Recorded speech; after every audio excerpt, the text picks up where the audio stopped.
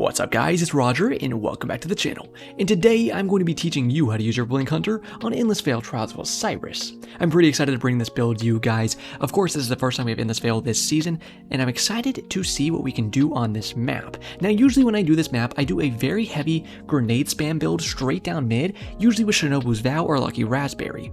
Now if you want to check out those builds, because I do have those already made videos with those kind of builds, I will link one of those on the end screen for you so you can go ahead and watch that next. Today's build is going to be a little different and I'm excited to show it off to you. First and foremost here, we can start on our armor. Just got some targeting stuff on the helmet, little dexterity here for our Wastelander shotgun. We have on firepower and heavy-handed, so if we get a kill with our empowered melee or with our grenade, we can get a orb of power off of that. I have on 3 unflinching for our hand cannon, and we'll break down that hand cannon here very soon. Down on our legs here, we have on arc weapon surge, orbs of restoration, which is going to give us a little bit of energy back to the ability that has the least energy in it whenever we pick up an orb of power. We also have innervation, and that's going to reduce our grenade cooldown each time you pick up an orb of power. Finishing it off on our cloak here, we have on 2 bomber mods, which is going to give us around 20% of our grenade back every time we use our dodge, and then we have our reaper mod on here. So once we use our dodge, the next kill we get is going to spawn an orb of power. So those are our 3 ways to make orbs of power with reaper, heavy-handed, and firepower. Now front and foremost here, I'm going to be trying out the Nation of the Beast. This is actually the curated role. I just did Last Wish, finished it for the first time last night with some of my friends, clanmates, people that I really love playing with, and that was a very fun time. I'm going to have a video coming out in the next few days of my first reaction and first run if you are interested in seeing that, just like I've done with a lot of other dungeons and raids in the game. So if you're interested in seeing that, make sure you're subscribed and watching the channel because I'll have that out to you guys in the next few days. Now that being said, this is a very good role right here, and I understand why they have it as the curated one. We have full bore, light mag, outlaw, dragonfly, and a ranged masterwork, of course. Slap an Icarus grip mod on there for that extra little bit of airborne effectiveness. Pretty nice in there at 25. Now this thing feels quite crispy, I gotta say. I enjoy it quite a bit. It doesn't really have much kick when you're shooting it, which at first I thought maybe I would hate, but honestly it feels pretty nice. It being an arc weapon, of course, is very good for something like an arc hunter because arc weapons work very well with your arc 3.0. I didn't do too much of a synergy with that. I mostly just want to try the hand cannon out and see how good it feels, and I can say I like it quite a bit. We're going to be using the Wastelander M5 shotgun here, a lightweight frame shotgun, which I think work the best with our Blink. I love lightweight frame shotguns because they give you plus 20 to your mobility when you have them equipped to your hands, and a 6.25% sprint speed bonus, of course, so we can run around as fast as possible. We have corkscrew rifling, assault mag, slide shot, killing wind, and a ranged masterwork for 59 range on this thing, which is pretty darn solid. You can see I almost have 1,000 defeats with this thing because I like it quite a bit. I'm just not going to grind Dares of Eternity to actually get one crafted because, I don't know, I guess I just like touching grass a little bit too much. Coming into our Arc 3.0 here, we're going to be using Gathering Storm just because you don't usually get an Arc staff by the end of a Trials match because it takes too long to actually build up the energy for that, even if you're slaying out. We have on Gambler's Dodge, so when we dodge near an enemy, we recharge our melee ability. We have on Blink, because I'm not some little freaky little grasshopper boy. We have on Combination Blow, so when we take somebody out, we get a little bit of a heal, and we restore some of our class ability energy. We have Flashbang Grenades on here. I will show you guys how I'm using those in the gameplay today, but honestly, they felt pretty good, and I'm glad that I picked them. After that, I have on Flow State, so we defeated a jolted target, we get amplified. I have on Lethal Current, which is the main way that we will be jolting our enemies today. Of course, you use your dodge, you have your Lethal Current, which has some extra lunge, it has some jolt when you hit the target, it blows up. You'll see that a lot in the gameplay, and I will point it out for you guys as we see it. For our fragments, we have on Spark of Haste, which is going to give us plus 30 to our resilience, recovery, and mobility while we are sprinting. We're going to have on Spark of Ions, so defeating a jolted target creates an ionic trace just so we can get our ability energy back as fast as possible. We have on Spark of Recharge, so whenever we get critically wounded, we get our melee and grenade energy back way faster. I think it does like a 200% regen boost for like 5 seconds or something whenever your shields get broken, so this is pretty nice, honestly. Over here, we have Spark of Momentum. This is the last one here, so sliding over an ammo brick is going to reload your equipped weapons. I don't actually need this as much because I already have Slide Shot on my shotgun, but either way, I can use this so we can get a bunch of melee energy back so that we can use our Lethal Current as much as possible and our Combination Blow as much as possible. So pretty simple and straightforward build today, honestly. I was just going to slay out with this hand cannon and this shotgun, just getting as much kills with my weapons, and then focusing things like my Lethal Current when it comes to my actual build and my abilities and aspects. So you'll see that in the gameplay. Hopefully you do enjoy that. If you at any point in the video do enjoy enough where you want to leave me a like, subscribe, or join my membership on the channel, which is called the Puffer People or my Little Puffs, you can go ahead and click the join button below the video if you want to check out all the details on that. I'd very much appreciate anything you want to leave me, even if it's just a like or just watching the video in general. It really helps out the channel and me, so I very much appreciate you guys. All that being said, I think we're ready to go ahead and get straight into this gameplay, so why don't we go ahead and blink on into it. So you can see here in this first clip, I got a pretty simple strategy. And actually at the beginning here, I was using these lightning nades before I put on the flashbangs. You can see like I was getting them caught on the walls and stuff. I'm not very good at throwing these things because I don't use them very much. So I actually switched to flashbangs after a few rounds here. So you'll get there very soon in case you're wondering why I'm on lightning nades at the beginning. You can see before I aggress here, I actually used my dodge so I could grab my lethal current just in case I was going to be able to use it. These guys are flying around. I wanted to see if I could get used to this hand cannon. You saw that 3-tap I got at the beginning and then I tapped that guy pretty well right there. Got an orb of power, of course, because before we killed him, we actually used our ability, which is our dodge, come in here, take out the last guy, feeling pretty good in that round, and that's kind of when I started feeling better with these plays today, because at first I was just like, my shot's not the greatest, because I really needed to get used to this thing, but you can see, I started getting used to it a little bit at a time, and the thing is, like, it receives a fine amount of flinch, right? People shoot you, you receive a good amount of flinch on the Nation of Beasts, but it doesn't really have too much kick. Like you can see what I'm shooting right there. It doesn't kick too much. And while yes, that can be a good thing, it has so much less flinch than guns usually have, than hand cannons usually have, that can actually kind of throw you off. So whenever you're learning a new recoil pattern, you kind of got to get it down for a little while, and that's where I was at. You can see here, now we are on these flashbangs, throw them down in mid, take some taps right there with my teammate, smack him real easy. Flying in on the next guy, use my dodge before I go in, so I have my lethal current, take him out, we spawned an orb of power because we killed him after using our dodge. We're flying up on the next guy, gonna smack him with a nice shot from the Wastelander, take him out with some good team shots. Now, I was enjoying this build quite a bit, honestly, just doing a pretty simple build, just having fun, tracking people through walls with Foe Tracer, and actually that's something I do want to comment on a little bit. People sometimes, you know, as you become better at the game, one of the things you really need to get better at is slide peeking out from cover, just shoulder peeking from corners, you know, stuff like that. And I would say Foe Tracer is actually a really good exotic for practicing that. It's kind of like training wheels in a way, and as you get better, it's only going to serve you more.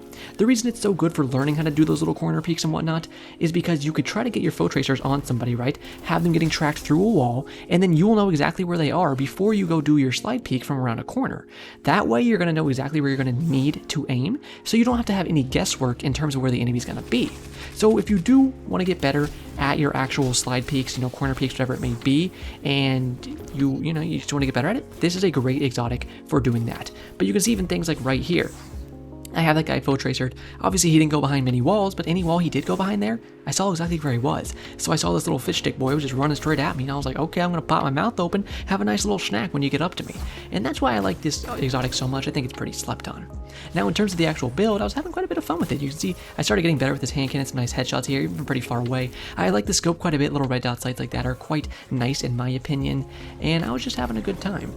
This match was pretty funny. Like my teammates smelled like a rotten tuna basket, and I was just like, they both had to wick well, and I was like, can you please put the well on my res and grab me? And then the enemy put a well in here. I don't understand how he got that res on his teammate, because like because we were spanking his butt harder than a 10-year-old that just got expelled from elementary school. So I really don't understand what was happening, but hey, we were able to just keep punching. I threw my Gathering Storm in there, and finally we wiped them out, and it was just so funny, those battles in the wells or bubbles and anything like that, where you're just punching.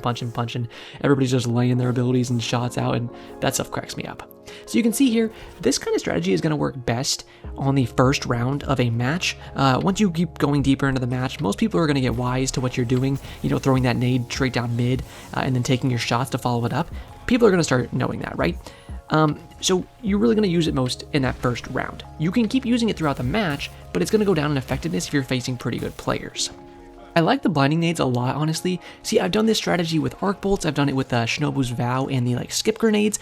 All of those are very good, especially if you want to put like Jolt on your nades. That can be nice too, but that does take away some discipline, so that's up to you, but if you can make it work, then by all means, go for it. I like it with flashbang nades though for one big reason. You can be very aggressive, especially when you're using these flashbangs, because you can throw them down mid, the enemy's flash, they obviously can't see, and then you can just balls to the wall, blink in with your shotgun, and start taking them out before they can get their sight back. And I really like that aspect of it. So that's what I was using it a lot for in the gameplay here that you're seeing. I was enjoying it quite a bit, but yeah, arc bolts work really well. So do these skip grenades, like I said, especially if you're going to be jolting them. God, I don't know why nades do screen shake. I was trying to track that guy through the wall. You can see right there another good case for Foe Tracer. I saw that guy through the wall, so I knew exactly where to aim as I came around the corner. But then this stupid nade is just shaking my screen. I'm like, why? I understand flinch from other people's gun shooting you, but why do nades shake your screen like that? Like, oh, there should be a screen shake option I can like turn off, because I hate that stuff so much.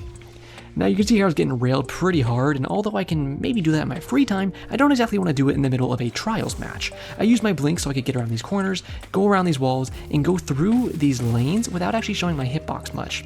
I took some shots there, but they were putting up some shields and going behind corners, so I knew I just needed to get some kind of angle and take somebody out.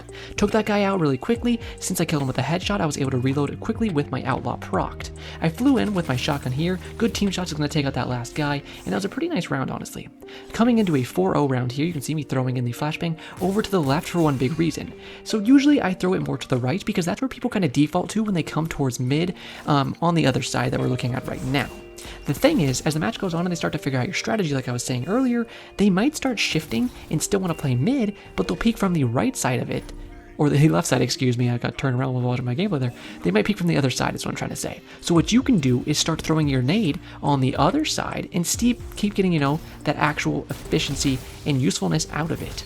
You can see right here why lethal current and combination blow is so good. Combination blow, of course, very nice because of the heal that it gives you, but on top of that, it actually does more damage for each kill you get when you keep punching with your combination blow. So the first time, you just punch in regular, but once you kill that first guy, you can start punching his teammate in the nutsack, make him look like he has some absolute cancer down there because those balls are going to get big when you keep punching him with that hunter fist. I'm going to tell you that much right now.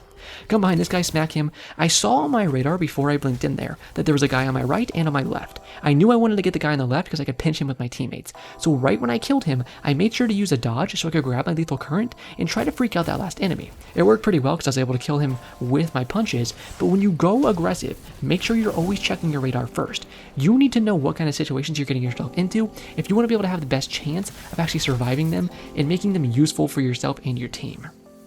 Now we can see here, the last enemy is in mid. I slide and smack him pretty good. I mean, people love Amplified with Blink, and I do too. I still wish we had a Blink Hunter exotic, akin to Astrocyte, because obviously that would be the best case scenario. Very nice Blink right there. Blink myself into the ledge of the toilet bowl right there, which make my hitbox not really go anywhere in reality, but he heard the blink noise, so he immediately, what he wanted to do out of instinct was look up, right? Where's the blink? Where he just blinked somewhere above me, right? But in reality, no, I just blinked into the roof right above me and put my hitbox right down in front of him, just juke the heck out of him. Very nice play right there. You can see on heavy rounds, I do go mid a lot. On heavy rounds, I kind of rotate around to Shrine if my teammates aren't covering it, and that's what I'm doing here. I thought maybe they'd be in cubby, so I did a preemptive flashbang nade. The good thing about flashbangs is they actually have a pretty low cooldown compared to some of the other nades in the game, so you don't need to worry too much about throwing them out pretty frequently if you do have a good discipline stat. Should have rezzed my teammate here, but I thought the enemies would be on my right, so I kind of want to get aggressive on them. And this is just a great example of swords and how broken they are in the game right now. They're so bad. I'm about to take off my eager edge sword, which I don't want to do because I love using it, but it's stuff like that where it's just not connecting. And even my teammates saw it. They were like, what was that? And I was like, that is called Bungie's terrible sword registration. They don't register. And it's really frustrating. So my teammates were laughing at that when I told them, but oh, Bungie, you got to get on top of so many things in this game, but that's one of them you definitely need to fix. You can see here I was taking some slide peeks on this guy. I did have him foe tracer tracked, which was very nice, so I was able to fly on him really quickly, take him out with some nice shots there, had my outlaw proc, so I reloaded really fast, went in with my lethal current, smacked the second guy, flicked over to my right because I saw him on radar there, and then got my hand cannon out so I could flank him from the left, but teammates cleaned him up so I didn't even have to do anything. We love to see that follow up from the teammates, and when you can get an organized stack with a build like this, it'd be very, very nice. So I do want to mention how I killed that guy right there, right? We killed him with a nade. If you do also have on the nades that jolt, then I would have got amplified just off killing him with that nade, or even just jolting him and then shooting him and killing him. You can get amplified very, very easily at round start with this kind of build if you have on jolt nades. I don't have them on right now just because I wanted a higher tier of discipline, but that's some good information I want to tell you guys just in case you do want to run your build like that, because it's a very good choice. You can see this guy just doing his little strain stuff. George of the Jungle flying above me, and I was like, bro, you gotta shit down, pal. We're not in the Amazon right now, all right? You just gotta get on the ground so I can shoot your nutsack. Coming around to the right of these guys, and this is a great demonstration of Dragonfly going crazy. You can see I get some good shots on the first guy, smack that guy, and boom, 96 damage from the Dragonfly proc there to take out both of them. And I actually really like perks like Dragonfly and Incandescent, because when you can get them working like that and people are stacking up on top of each other, they can actually be very, very useful. So again, right there, if I killed him and I had jolt nades on, he would have actually amplified me. He didn't, but it was still okay. I was able to fly in, have my lethal current, didn't even really get to use it, and smack the second guy up too. So it was a good round start right there. And again, good teammates that are actually following me up, so you really gotta appreciate that. Two-tap that guy really well. You can see at this point I was getting pretty darn good with this hand cannon. I felt pretty solid with it and pretty confident, and I'm definitely going to be using it in the future. There's some different arc builds that I like to make, especially ones that focus on getting you a butt ton, you know, of ionic traces, so you can just always have your abilities up. So I think I might make a ionic trace build with this Nation of Beasts because it's a real good roll, and I very much enjoy it. So you can see here, these enemies are kind of just cowering in the back of the map, even though they have a res, so now they're going to kind of play that res. So I was like, you know what, screw it, let's go balls to the wall. Kind of got a bit of a blink there, but it was okay. I was able to knock that first guy out, come in with my lethal current here, take out the second guy, reload my shotgun really quickly, blink over the tree branch, and my teammate takes out him, so it was not too big of a deal. We are coming into these last few rounds here for you guys, so I hope you did enjoy the video. If you do and you want to leave me a like, subscribe, or even join my membership, then I'd really appreciate that. Shout out to all my pupper people, I really appreciate you guys, and just all my subscribers in general, and anybody that even just watched the video this far if you're not subscribed, whoever you are, I really appreciate you. You know, it can be agonizing playing Trials, but honestly I had a good amount of fun today, especially since they're banning the much like Zim and Chronos users. I think the game, you know, we might be entering a bit of a better era. At least we can cross our fingers and hope, right? So we'll see about that. It's never easy to trust Bungie with the changes they say. They're like, yeah, we're actually going to add the best anti-cheat in the world and ban everybody. And then I would just be sitting there like, yeah, I don't know. I feel like you guys would shove a lollipop in a floppy disk drive if somebody told you it would make your game work. So I'm not sure how many brain cells they really have over there, but we can cross our fingers, you know, glue our butt cheeks together and see what we get. But hey, I'll believe it when I see it is basically what I'm trying to say. Either way, thank you guys so much for watching. I really do appreciate it. And as this last play plays out for you, I'm just going to say thank you so much for watching, and as always, have a great day, Guardians.